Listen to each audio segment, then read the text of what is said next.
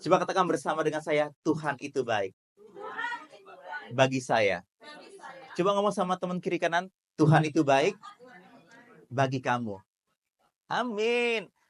Saya harus merubah judul khotbah saya sore hari ini karena saya percaya bahwa setiap dari kita adalah orang-orang pilihannya Tuhan. Amin. Bisa berikan tepuk tangan buat teman-teman yang sudah melayani. Terima kasih tim, luar biasa. Oke, mari kita buka Alkitab kita di dalam Yohanes 15. Yuk, di depan aja silakan yuk. Nggak usah jauh-jauh. Saya sudah jinak kok, tenang aja. Yuk, bro. Bang Saud, yuk. Ya, tenang aja. Aman, aman, aman. Yohanes 15, ayatnya yang ke, sebentar ya, 16. Kita baca bersama-sama. Yohanes 15, ayat yang ke-16. Yang sudah ketemu katakan amin. Amin. 3, 2, 1. Bukan kamu yang memilih aku, tetapi akulah yang memilih kamu, dan aku telah menetapkan kamu supaya kamu pergi dan menghasilkan buah, dan buahmu itu tetap, supaya apa yang kau minta kepada Bapa dalam namaku diberikannya kepadamu. Amin. Nah, di sini kita bisa melihat ternyata bukan kita yang memilih Tuhan, tetapi Tuhan yang memilih kita. Amin. Nah, teman-teman, saya lahir dari keluarga Kristen. Owe itu udah agamanya Kristen. Tetapi saya nggak pernah mengenal Tuhan Yesus secara pribadi. Hanya beragama Kristen. Hingga suatu hari ketika saya remaja, saya benar-benar mengalami perjumpaan dengan Tuhan. Saya benar-benar mengalami kebaikan Tuhan dan kasih karunia Tuhan. Saya nggak melihat Tuhan secara pribadi. Ya mungkin ada orang-orang yang bisa melihat Tuhan secara pribadi. Tuhan menunjukkan diri kepada dirinya. Tapi saya nggak mengalami hal-hal yang supernatural. Saya hanya merasakan kasih Allah yang tanpa syarat di dalam hati saya. Dan saya memutuskan untuk menerima Yesus sebagai Tuhan dan Juru Selamat pribadi. Sekalipun saya lahir dari keluarga Kristen. Ya puji Tuhan, saya sudah mendengar Tuhan Yesus dari kecil. Dari sekolah minggu saya hafal lagu sekolah minggu. Ya kan, seperti yang sering kita bawain bersama gitu kan. King Kong badannya besar, tapi aneh kakinya pendek. Lebih aneh binatang bebek, lehernya panjang, kakinya pendek. Haleluya, Tuhan Maha Kuasa. Haleluya, Tuhan Maha Kuasa. Dari kecil menyanyikan lagu rohani. Setinggi-tingginya langit, lebih tinggi kasih Yesusku. Sedalam-dalam, lebih dalam kasih Yesusku. Terus, seindah-indah pelangi, lebih indah kasih Yesusku. Kasih Yesus, woi, kasih Yesus mengalahkan segalanya. Kasih Yesus mengalahkan segalanya. Dari kecil sudah menjadi orang Kristen, tapi belum apa? Belum lahir baru. Saya belum menjadikan Yesus sebagai Tuhan dan Juru Selamat pribadi sekalipun saya ada di gereja. Dan sekalipun saya tahu bahwa yang menjadi saingan saya waktu itu adalah Doraemon. Iya, saya harus memilih antara ke gereja, ke sekolah minggu, atau nonton Doraemon. Karena Doraemon itu mengasihkan pada waktu itu. Tetapi puji Tuhan, saya punya papa yang agak sedikit tegas, kamu jangan nonton Doraemon, kamu harus pergi ke gereja. Sehingga di gereja saya bisa mendengarkan kabar baik. Nah, di sini kita bisa melihat ternyata bukan Tuhan, bukan saya yang memilih Tuhan, tetapi Tuhan yang memilih saya. Amin. Kita ada di tempat ini bukan karena kita yang memilih Tuhan, tapi Tuhan yang memilih kita. Nah, saya akan berbagi kabar baik kepada Bapak Ibu Saudara tentang saya dipilih oleh Tuhan. Coba katakan bersama dengan saya dipilih oleh Tuhan. Puji Tuhan, di Alkitab kita bisa mengerti tentang bagaimana Tuhan menjadikan langit bumi dan segala isinya. Dan kita bisa mengerti apa yang akan terjadi di akhir zaman nanti. Sudah lengkap di dalam apa? Alkitab. Kita bisa melihat bagaimana Tuhan menciptakan langit, bumi, dan segala isinya. Dia berkata-kata dan semuanya terjadi, benar? Dan kemudian bagaimana Tuhan menjadikan manusia menurut gambar dan rupanya. Kita dijadikan bukan bukan disulap saudara, tetapi kita dibentuk dari tanah, dan kemudian Tuhan menghembuskan nafas ilahi kepada kita, sehingga kita menjadi makhluk yang hidup. Itu bagaimana caranya Tuhan menciptakan Adam dan Hawa. Dan kemudian Tuhan menempatkan mereka di mana? Di Taman Eden. Taman yang sangat luar biasa, tidak ada sakit penyakit di sana, tidak ada kekhawatiran di sana, tidak ada kekurangan di sana, dan tidak ada kemiskinan di sana. Pada mulanya Tuhan tidak menciptakan yang namanya apa? Kemiskinan. Tidak ada kebangkrutan di sana. Nggak ada stres, nggak ada depresi di sana. Tetapi kita lihat di Kejadian pasal yang ketiga, apa yang terjadi di sana ketika manusia jatuh ke dalam dosa. Kejadian pasal ketiga, ayat yang pertama dan seterusnya dikatakan seperti ini. Adapun ular, ialah yang paling cerdik dari segala binatang di darat yang dijadikan oleh Tuhan Allah. Ular itu berkata kepada perempuan itu, tentulah Allah berfirman, semua pohon dalam taman ini, jangan kamu makan buahnya, bukan? Ini ada tipuan. Manusia boleh makan semua buah yang ada di taman, kecuali cuma satu. Buah pohon apa? Pengetahuan yang baik dan yang jahat. Lalu saat perempuan itu kepada ular itu, buah pohon-pohonan dalam taman ini boleh kami makan, tetapi tentang buah pohon yang ada di tengah-tengah taman itu, Allah berfirman, jangan kamu makan ataupun raba buah itu, nanti kamu mati. Tetapi ular itu berkata kepada perempuan, sekali kamu tidak akan mati, tetapi Allah mengetahui bahwa pada waktu kamu memakannya, matamu akan terbuka, dan kamu akan menjadi seperti Allah. Pertanyaan saya, apakah manusia sudah seperti Allah? Sudah. Diciptakan segambar dan serupa dengan Allah. Artinya di sini iblis mencoba untuk merubah identitas manusia. Lagi pula pohon itu menarik hati, ayat yang ke-6, perempuan itu melihat bahwa buah pohon itu baik untuk dimakan dan sedap kelihatannya. Lagi pula pohon itu menarik hati karena memberi pengertian. Lalu ia mengambil dari buahnya itu dan dimakannya dan diberikannya juga kepada suaminya yang bersama-sama dengan dia, dan suaminya pun memakannya. Maka terbukalah mata mereka berdua dan mereka tahu bahwa mereka telanjang. Lalu mereka menyemat daun pohon ara dan membuat cawat. Ayat yang ke-8. Ketika mereka mendengar bunyi langkah Tuhan Allah yang berjalan-jalan dalam taman itu pada hari sejuk, bersembunyilah manusia itu dan istrinya itu terhadap Tuhan Allah di antara pohon-pohonan dalam taman itu. Nah, di sini kita bisa melihat ketika Adam dan Hawa jatuh ke dalam dosa, mereka bersembunyi daripada Allah. Banyak orang ketika mereka tinggal diam di dalam dosa, mereka mencoba untuk menutupi dengan perbuatan baik, dengan amal, dengan hal-hal yang baik supaya mereka bisa berkenan di hadapan Tuhan. Tahukah saudara bahwa perbuatan baik kita itu seperti kain yang kotor? Benar? Bukan kejahatan loh, tapi perbuatan baik kita, ya saya katakan seperti kain kotor. Nah, ketika manusia jatuh ke dalam dosa, ada ketakutan di sana, ada kekhawatiran di sana, ada kutuk di sana, dan bahkan ada yang namanya kematian. Makanya nggak kaget manusia bisa mati secara jasmani. Tetapi yang paling parah adalah manusia terpisah dengan Allah. Dan puji Tuhan, ada anugerah Tuhan. Amin. Bapa di sorga punya ide yang sangat luar biasa, karena begitu besar kasih Allah akan dunia ini. Jadi ternyata kasih Allah itu bukan hanya buat orang Kristen. Come on. Seringkali kita berpikir bahwa kasih Allah itu hanya buat anak-anak Tuhan, hanya buat orang Kristen. Enggak, saudara. Kasih Allah begitu besar bagi dunia ini. Kita buka Yohanes 3 ayat 16, ditampilkan. Yohanes 3 ayat 16. Kita baca bersama-sama. Terus. Oke.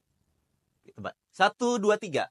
Karena begitu besar kasih Allah akan dunia ini, sehingga ia telah mengaruniakan anaknya yang tunggal, supaya setiap orang yang percaya kepadanya tidak binasa, melainkan beroleh hidup yang kekal. Ketika Adam dan Hawa jatuh ke dalam dosa, manusia terpisah dengan Allah. Yang tadinya roh Allah tinggal diam di dalam diri manusia, tetapi ketika mereka jatuh ke dalam dosa, roh Allah pergi. Kenapa? Karena Allah adalah kudus. Dan manusia itu berdosa. Jadi ketika manusia jatuh ke dalam dosa, selama 4.000 tahun manusia hidup di dalam kekosongan.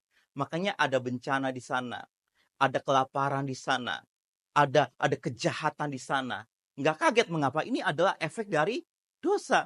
Nah, di sini kita bisa melihat ternyata Bapa di sorga sangat mengasihi dunia ini. Bapa di sorga sangat mengasihi saya dan saudara. Amin. Sehingga dia memberikan siapa? Yesus, putranya yang tunggal. Pastor Alan, katanya Allah. Bagaimana mungkin Allah punya anak? Saya mau tanya sama saudara. Anak kunci, apakah kunci bisa beranak? Enggak. Anak tangga, apakah tangga bisa beranak? Tidak, saudara. Ini hanya istilah bahwa Yesus keluar dari Bapa. Allah adalah roh. Yesus adalah firman, perkataan Allah yang menjadi manusia. Perkataan Allah yang menjadi daging. Jadi kita nggak bisa menggunakan akal budi kita untuk bisa mengerti tentang Allah Tritunggal. Oh, orang Kristen Tuhannya ada 3 ya? Enggak, saudara. Allah hanya ada 1. Tetapi di dalam keesaan itu ada Bapa, Firman, yaitu Tuhan Yesus, dan Roh Kudus. Dari awal kita bisa melihat bahwa Allah itu adalah Esa. Amin. Allah Esa. Tetapi di sini kita bisa melihat bagaimana Allah memperkenalkan dirinya lewat putra tunggalnya. Siapa? Yesus Kristus. Nah, ketika orang menerima Yesus, maka mereka bisa mendapatkan hidup yang kekal. Karena dikatakan di sini, supaya setiap orang yang percaya kepadanya tidak binasa. Mereka nggak harus mengalami kematian yang kedua nantinya di api yang kekal. Mereka nggak harus mengalami itu. Mereka tidak harus mengalami yang namanya emptiness atau mungkin kekosongan, kekecewaan, karena di dalam Yesus ada pengharapan. Amin. Bukan berarti orang terima Tuhan Yesus terus kemudian nggak punya masalah. Masalah mungkin akan datang, tetapi akan ada damai sejahtera yang melampaui segala akal dan pikiran. Nah, ini kabar baik buat kita semuanya. Ternyata saya dan saudara diselamatkan bukan karena perbuatan baik. Saya dan saudara diselamatkan karena kita menaruh iman kepada karya penebusan Kristus. Mengapa sih Allah harus menjadi manusia? Mengapa Yesus harus hadir? Sangat sederhana. Karena yang berdosa adalah manusia. Kalau yang berdosa itu adalah binatang, ya mungkin saja Allah bisa menjadi binatang. Tetapi ternyata yang jatuh ke dalam dosa adalah manusia. Makanya firman harus menjadi manusia. Tahukah saudara bahwa sebelum Tuhan Yesus datang, 4.000 tahun manusia mengalami namanya kekosongan di dalam hati mereka. Mereka gampang untuk membenci sesamanya. Mereka gampang untuk menghabisi sesamanya. Tetapi ketika Yesus hadir, dia merubah sistemnya. Dia merubah hukumnya. Yesus katakan, perjanjian lama mengatakan mata ganti mata, gigi ganti gigi, nyawa ganti nyawa. Tetapi Yesus katakan, kasihilah sesama manusia seperti engkau mengasihi dirimu sendiri. Dan Yesus juga ajarkan, kasihilah musuhmu. Ini bertentangan dengan pemahaman yang ada di dalam dunia. Kalau saya ditampar, maka saya akan tampar balik. Tapi Yesus katakan, kalau engkau ditampar, engkau jangan membalas. Bagaimana mungkin kita bisa mengerjakan itu, saudara? Bagaimana mungkin kita bisa mengampuni? Bagaimana mungkin saya ditampar, terus kemudian saya nggak tinju orang itu? Bagaimana mungkin? Dengan kekuatan kita, ya nggak bisa. Tetapi puji Tuhan, katakan puji Tuhan. Ada Roh Kudus yang tinggal di dalam kita. Amin. Waktu kita terima Tuhan Yesus, Roh Allah tinggal di dalam kita. Sehingga Tuhan yang akan memampukan kita untuk bisa memberikan pengampunan kepada orang lain, memaafkan orang lain. Kita bisa melayani. Saya tahu teman-teman yang ada di tempat ini, yang melayani sore hari ini, mereka tidak digaji, mereka tidak dibayar mahal, dan mereka harus datang lebih cepat. Untuk apa? Untuk latihan. Mengapa mereka mengerjakan semuanya itu? Apakah untuk mereka bisa masuk ke surga? Enggak, saudara. Perbuatan baik kita tidak bisa membawa kita ke surga. Amin. Perbuatan baik kita, kekudusan kita nggak bisa membawa kita naik ke surga. Terus bagaimana caranya ke Alan? Brother Alan, supaya saya bisa mendapatkan hidup yang kekal. Kita buka Efesus 2. Efesus pasal yang kedua. Ayat yang ke-8.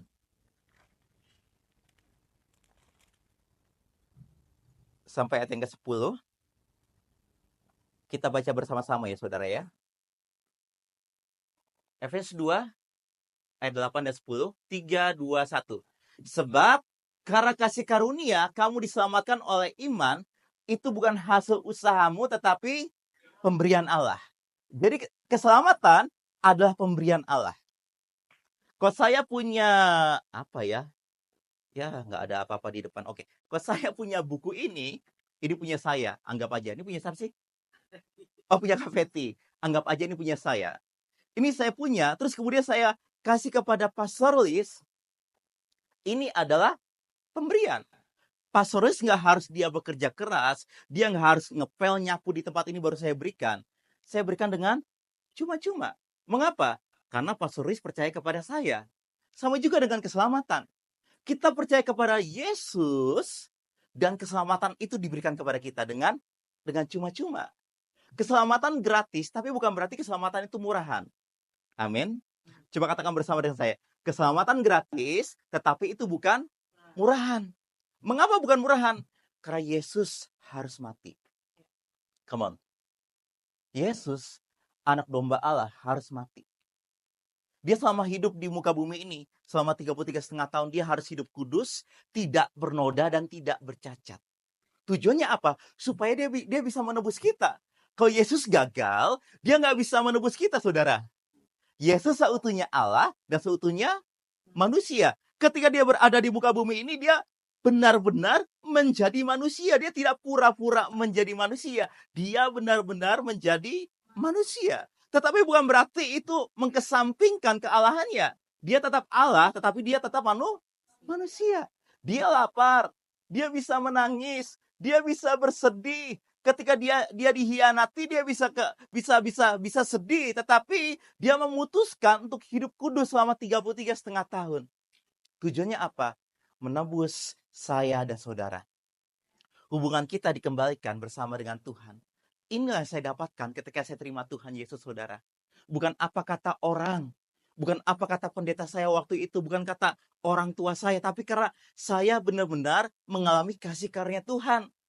Saudara, dulu saya terikat juga dengan hal-hal yang negatif. Susah berhenti dengan minuman, susah berhenti dengan nikotin, susah berhenti dengan yang namanya gele. Atau gele, saudara? Hah? Itu geleng-geleng. Saya terikat dengan ganja, saudara. Untuk apa? Untuk mengisi kekosongan yang ada di dalam hati saya.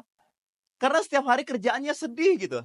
Galau tiap hari, sedih tiap hari. Dan supaya bisa menghilangkan kesedihan itu, ya udah larinya ke minuman, larinya ke berantem, larinya ke obat-obatan terlarang.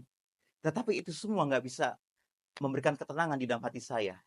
Waktu saya buka hati saya untuk Tuhan Yesus, saya berkata, Tuhan Yesus, hari ini aku menjadikan Engkau sebagai Tuhan dan Juru Selamat pribadiku. Aku percaya Engkau sangat mengasihi aku. Aku percaya aku dikasih Tuhan, aku ditebus, aku dipilih, aku diurapi di dalam nama Tuhan Yesus. Amin. Ketika saya percaya dengan hati dan mengaku dengan mulut, hidup saya diubahkan sama Tuhan, saudara. Amin. Setiap kebiasaan buruk yang saya buat, saya ketemu orang itu gampang emosinya, brother Sinaga. Kalau saya nggak suka sama orang, saya bisa pukul orang waktu itu, saudara. Tetapi anugerah Tuhan, kasih karunia Tuhan yang berubah kehidupan saya. Kita nggak bisa merubah diri kita dengan kekuatan kita sendiri. Tetapi dengan kasih karunia Tuhan, kita bisa berubah. Amin. Dan saya berdoa sore hari ini, setiap dari kita bisa mengalami kasih karunia Tuhan. Tapi saya kan sudah melayani, saya sudah terima Tuhan Yesus. Bagaimana mungkin saya harus mengalami kembali kasih karunia Tuhan? Setiap hari kita bisa mengalami kasih karunia Tuhan. Amin. Supaya apa? Ayat yang ke-9 dikatakan apa? Itu bukan hasil pekerjaanmu, bukan karena engkau sudah memberikan persembahan, bukan karena engkau sudah melayani, itu semuanya baik. Amin. Kalau kita sudah diselamatkan, saya percaya kita suka untuk memberi, kita suka untuk melayani, sehingga jangan ada orang yang memegahkan diri. Saya diselamatkan bukan karena saya sudah menjadi seorang pendeta, saudara. Enggak. Saya diselamatkan karena kasih karunia Tuhan yang saya responi dengan iman saya. Karena kita ini buatan Allah, diciptakan dalam Kristus Yesus untuk apa, saudara? Melakukan pekerjaan baik yang dipersiapkan Allah sebelumnya. Ia mau supaya kita hidup di dalamnya. Saya berdoa sore hari ini kita bisa mengalami kasih karunia Tuhan. Dan kita bisa membagikan kabar baik ini kepada sahabat kita, teman kita yang mungkin mereka sedang berada di dalam kegelapan. Mungkin mereka sedang terlilit hutang, nggak bisa bayar hutang.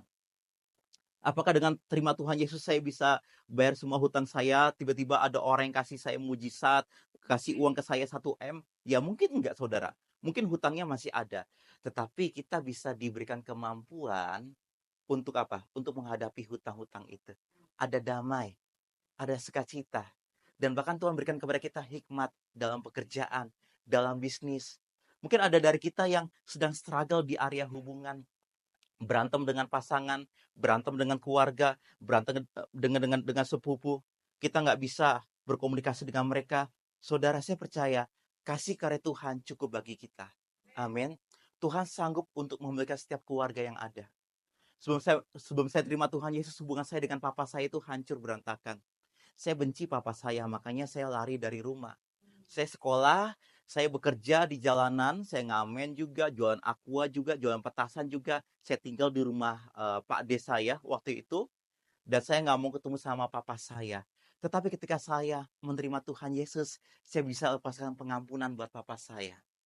Saya bisa ngobrol dengan papa saya. Dan bahkan sebelum papa saya meninggal, dia banyak bercerita kepada saya. Dan saya punya waktu untuk melayani papa saya. Dan singkat cerita, papa saya bisa rekomitmen di dalam Tuhan. Dia bisa mengundang Yesus masuk ke dalam hatinya.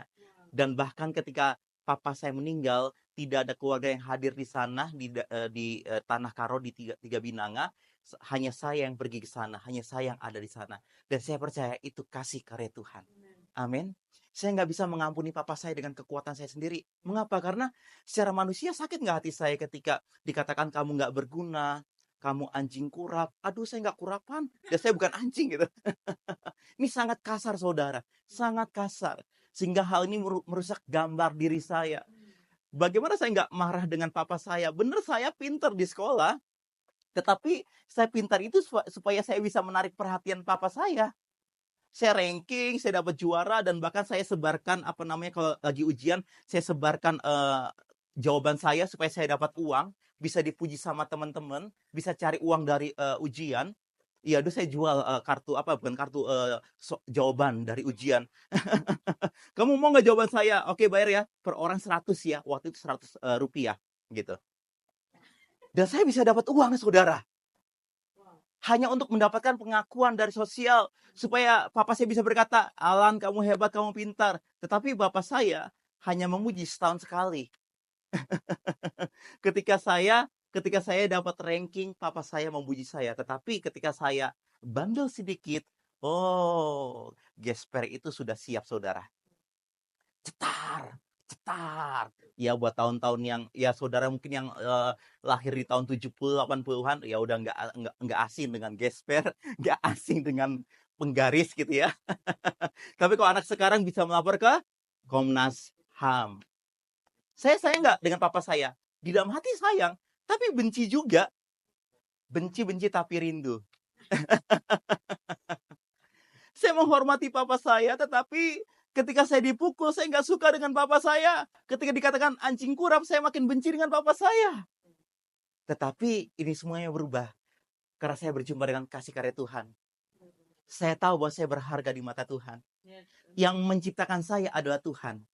Benar, saya hadir ke Buka Mubi ini karena papa saya berjumpa dengan mama saya, mereka jadian, mereka pacaran, mereka menikah, dan kemudian mereka oke. Dan kemudian lahirlah saya.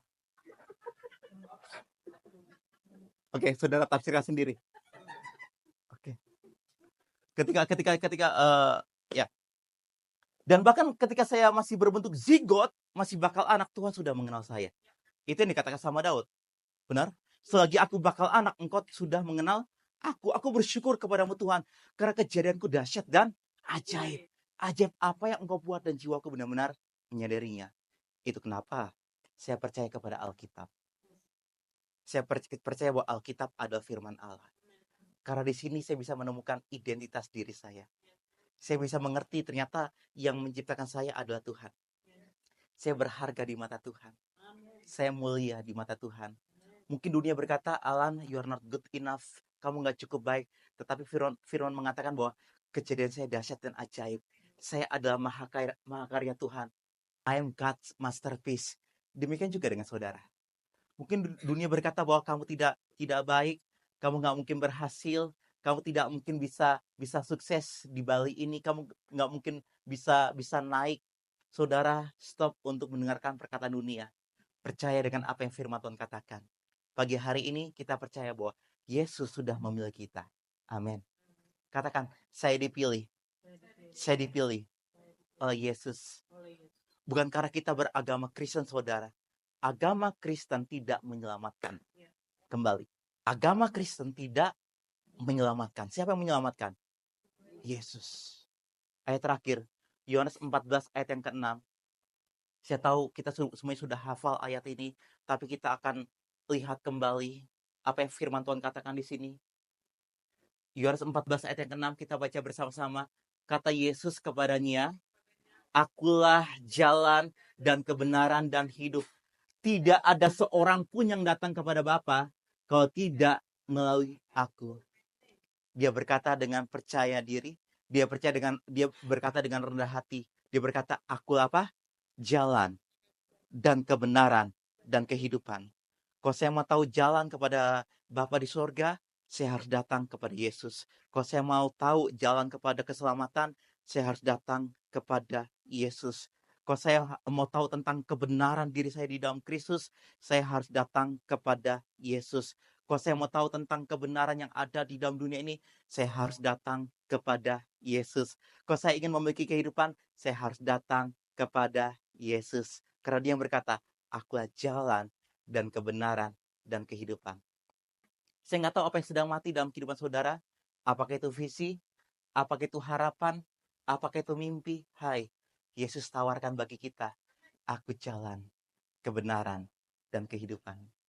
Bagaimana caranya untuk saya bisa terima Tuhan Yesus? Sangat sederhana. Percaya dengan hati dan mengaku dengan mulut bahwa Yesus adalah Tuhan. Ketika saya percaya dengan hati saya ngomong, berkata kepada Bapa di sorga, saat ini aku menjadikan Engkau Tuhan Yesus sebagai Tuhan dan Juru Selamat pribadiku. Seketika itu juga kehidupan yang baru dimulai. Apakah saudara ingin mengalami kebaikan Tuhan ini? Dan kalau saudara sudah mengalaminya, saudara bisa ajak orang lain, bantu orang lain untuk bisa mengalami kasih karunia ini. Ingat, kasih karunia itu gratis tetapi tidak murahan. Karena harganya sudah dibayar lunas dengan darah Yesus. Amin. Saya minta tolong pemusik, saya sudah selesai khotbah.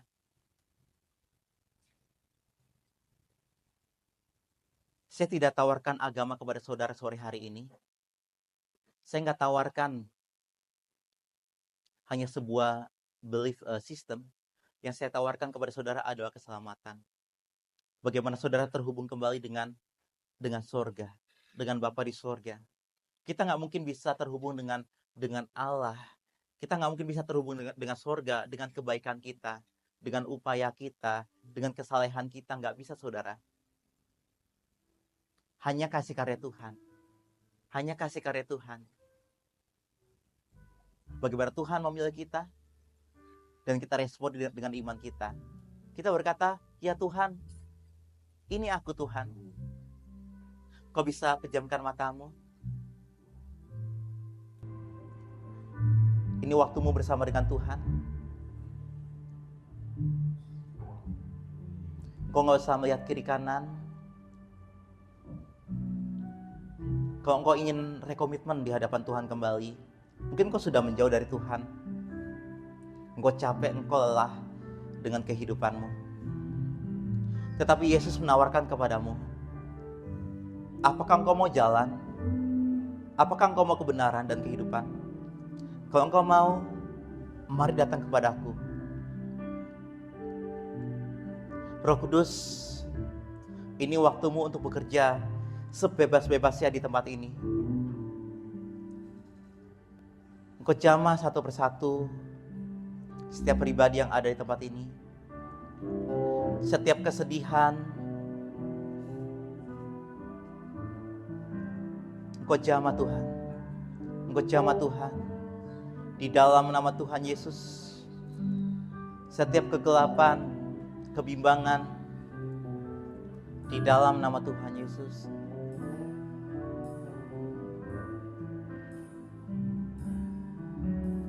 Mungkin buat engkau yang bertanya-tanya, siapakah Tuhan Yesus? Siapakah Dia?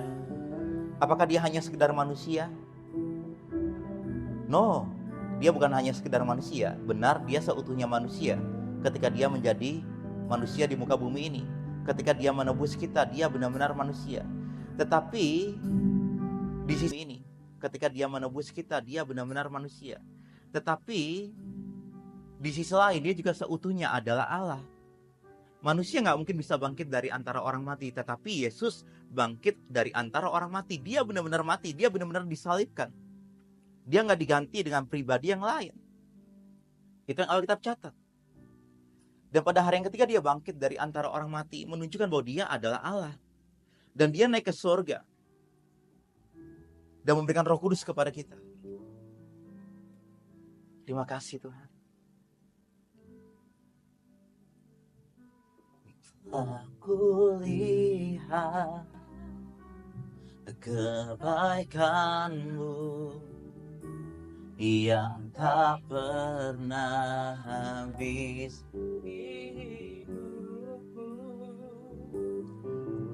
Berjuang sampai akhirnya Kau dapati aku tetap setia. Kulihat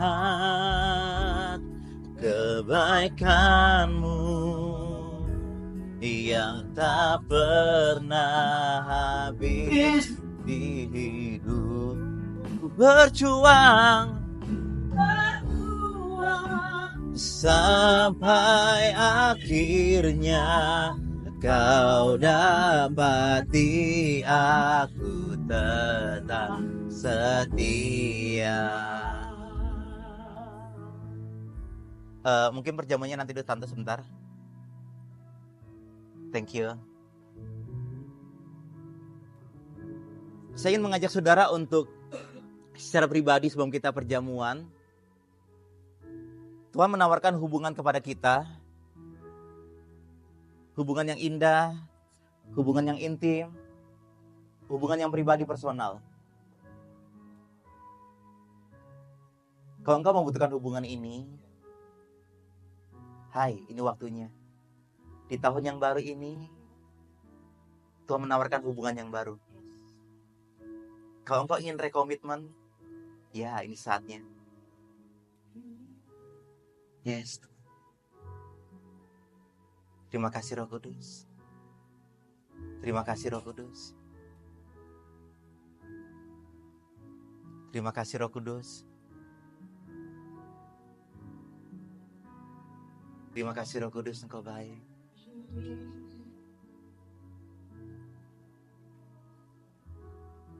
Kalau engkau ingin buka hatimu dan menjadikan Yesus sebagai Tuhan dan Juru Selamat pribadimu, kau bisa tutup mata dan angkat tanganmu.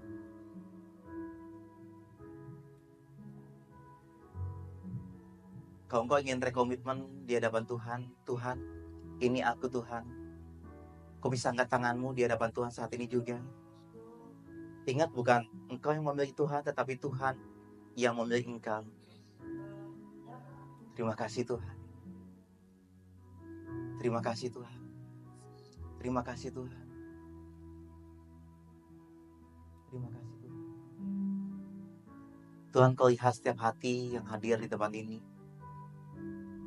Kau melihat mereka semuanya Tuhan.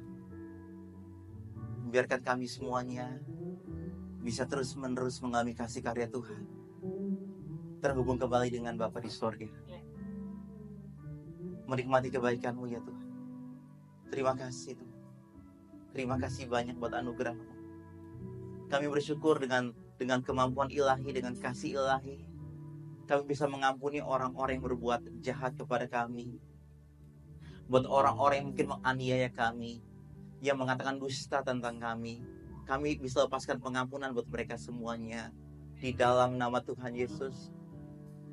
Dan bahkan Engkau rubah air mata menjadi sukacita. Engkau rubah air mata menjadi pengharapan. Di dalam nama Tuhan Yesus, Engkau rubah semuanya itu Tuhan.